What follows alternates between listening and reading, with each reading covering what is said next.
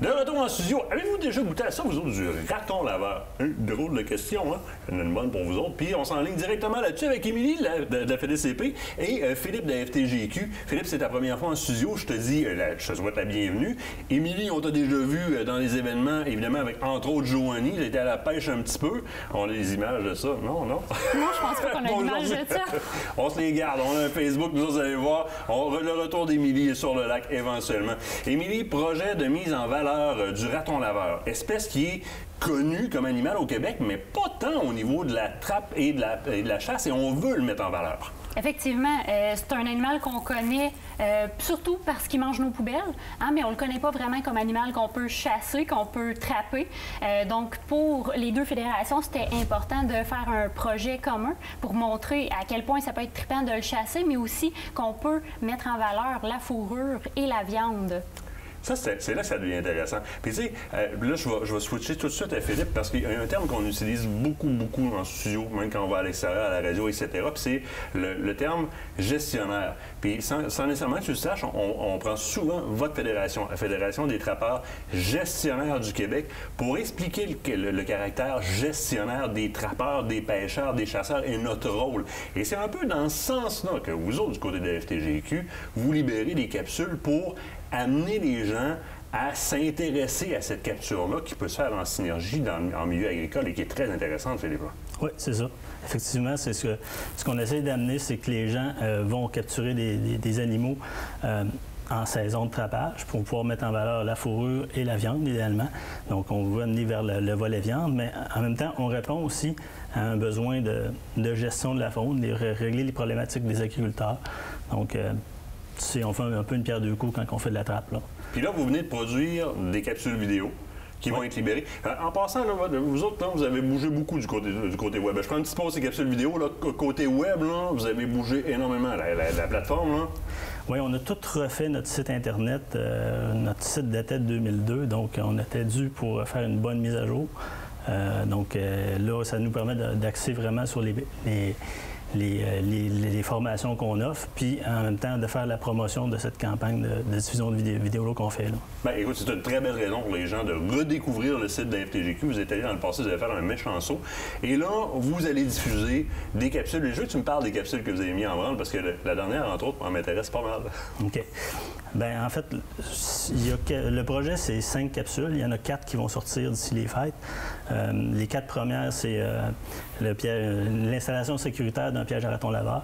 Ensuite de ça, la seconde, c'est le dépiotage et le débitage du raton laveur. Donc, récupérer la fourrure, récupérer la viande. Et la troisième, c'est vraiment de préparer la fourrure, donc comment apprêter la fourrure pour la mettre en marché. On parle de mise en marché de fourrure. Et celle qui va sortir un peu avant les fêtes, c'est celle d'une recette de viande de raton laveur. Une recette de viande au raton laveur. Là, vous avez bien entendu. Là. Fait que là, vous voulez aller sur le site de la FTGQ, puis comme voir ça pour l'essayer. Mais on a une testeuse en studio. Elle teste bien les affaires. Suite sur Facebook. Je dis juste ça. Raton laveur, oui. Ça goûte quoi? Ça goûte ce qu'on met avec, mais la texture, c'est vraiment ça qui fait la différence, qui fait qu'on veut y goûter. C'est quelque chose qu'il faut essayer. On ne peut pas s'attendre à une vieille outarde sec. Là. Non, c'est super smooth. Là, c'est quelque chose fun à manger. Ouais, d'agréable. Et puis, la recette, là, je te le dis, c'est une jambalaya de raton. Bon fly, ça va être bon, ça. Ça va avoir pas mal de bon sens. Puis c'est sûr que dans l'éducation que vous allez en faire, c'est super important parce qu'un petit peu au même titre que l'ours, dont le statut sociétaire est un petit peu le vidangeur, qui n'est pas le cas. Pas en tout, la meilleure preuve, on fait des tests à l'aveugle, on met des bandeaux aux gens, la viande d'ours finit en premier, on enlève les bandeaux, la psychologie embarque, il termine bon dernier. Ça va être la même chose au niveau du raton laveur, de mettre en valeur aussi son caractère très, très comestible, très, très correct à manger et très, très conséquent dans ce qu'on veut faire avec nos animaux. On veut les contrôler, mais on veut les utiliser aussi. Et il nous reste à peu près 1 minute et demie. La chasse, si on sort de la trappe, la chasse est possible au raton laveur.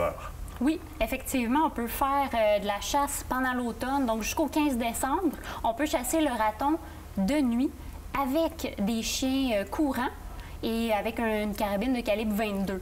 Alors, c'est vraiment différent de ce à quoi on est habitué, là, une ambiance de chasse totalement différente parce que jamais on peut chasser de nuit, mais une exception avec le raton laveur. Naturellement, il faut appeler à la Direction régionale de la protection de la faune pour avertir qu'on s'en va chasser le raton. Mais somme toute, après ma saison à l'orignal, petit gibier, au chevreuil, ça me donne une opportunité supplémentaire. Les amis, c'est plein de surprises pour moi ce soir. Honnêtement, ça me donne plein de nouveaux outils puis beaucoup de nouveaux sujets de conversation. Et gang, allez voir sur les sites FEDECP, vous le connaissez déjà, la FTGQ qui est refaite au complet. Merci de votre présence en studio. Puis, écoute, Jambalaya, on s'en reparle de ça, on s'en reparle. Nous autres, on se quitte le temps d'une pause. De l'autre côté de la pause, je vous parle de cuir Indiana. Vous savez, le chapeau, je le mets d'un fois, juste au bord de la pause, vous allez voir. Jambalaya. Ce reportage vous a été présenté par la Fédération québécoise des chasseurs et pêcheurs.